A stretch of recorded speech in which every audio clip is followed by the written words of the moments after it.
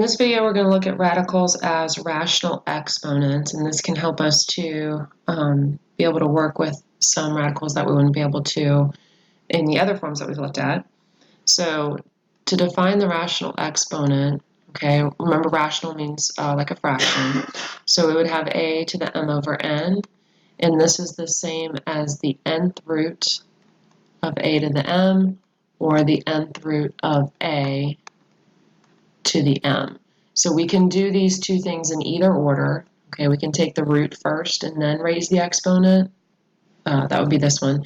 Or we can raise the exponent and then take the root. So the number on top is the regular exponent that you're used to. So that's the one that you would raise the number to, like x squared, x cubed.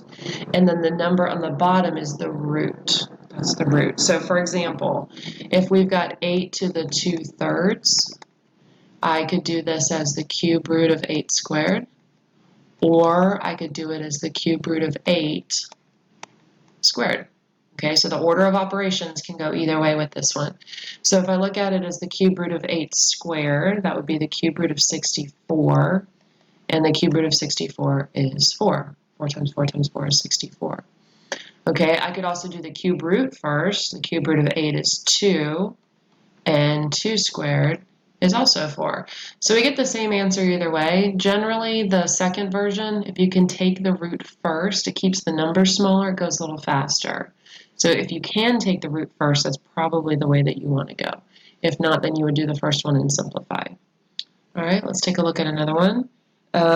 Let's say that we've got 16 to the 1/2. 16 to the 1/2. So it's 16 to the 1. And then the second root is the square root. So this is the square root of 16 to the 1. We don't usually write the 2 there, it's just implied. So this would be the square root of 16, and that would be equal to 4. Okay, so if you see a 2 in the denominator, that's a square root, and we don't usually write that there. You can if you want to, but we don't usually write that there. That's the square root.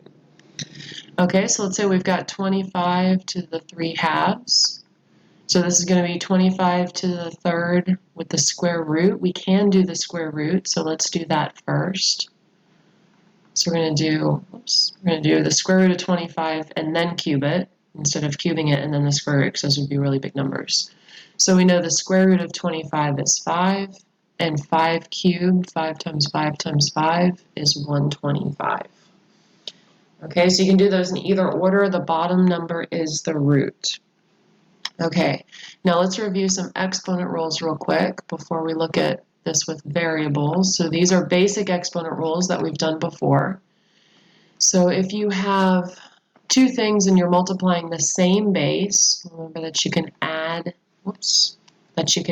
the exponents. Okay, so same base, we add the exponents.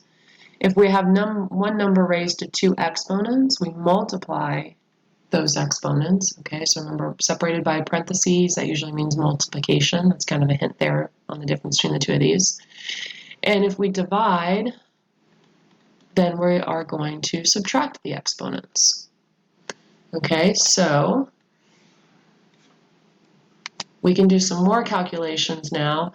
If we've got something like x to the 1/2 times x to the 1/3, okay, the bases match. Exponent rules tell me that I can add the exponents. So I'd have 1/2 plus 1/3. All right, now we're dealing with rational exponents, so we're going to have to get a common denominator here.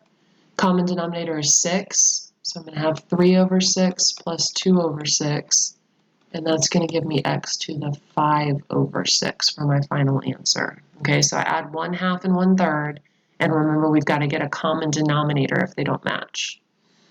Okay, so that's multiplying rational exponents.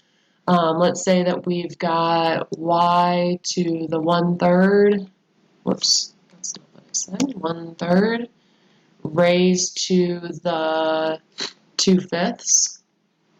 Okay, so here we've got one base raised to 2 exponents. We're going to multiply the exponents, 1/3 times 2/5. And remember, we multiply straight across, so we get 2 over 15. Okay, so we're going to get y to the 2 over 15 for that one.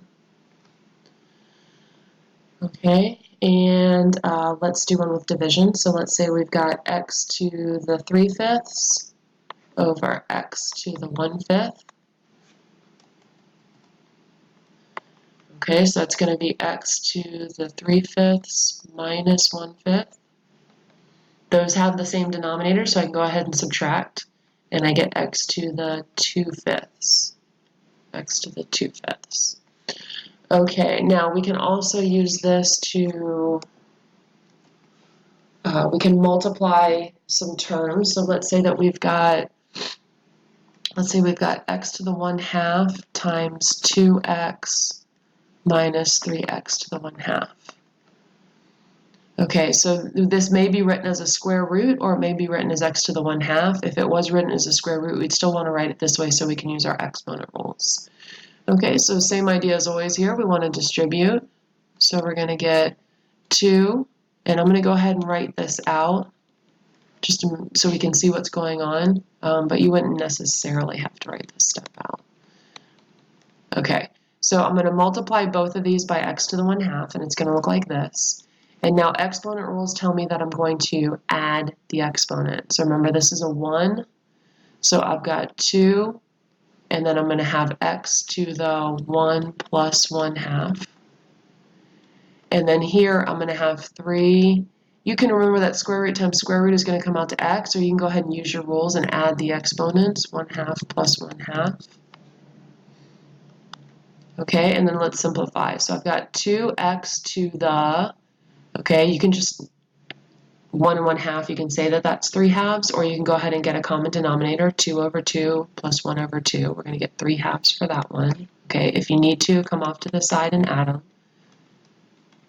Probably a little bit easier than writing that out a whole bunch of times. Okay, so you can come off to the side and figure out that fraction. So we get 3/2 there.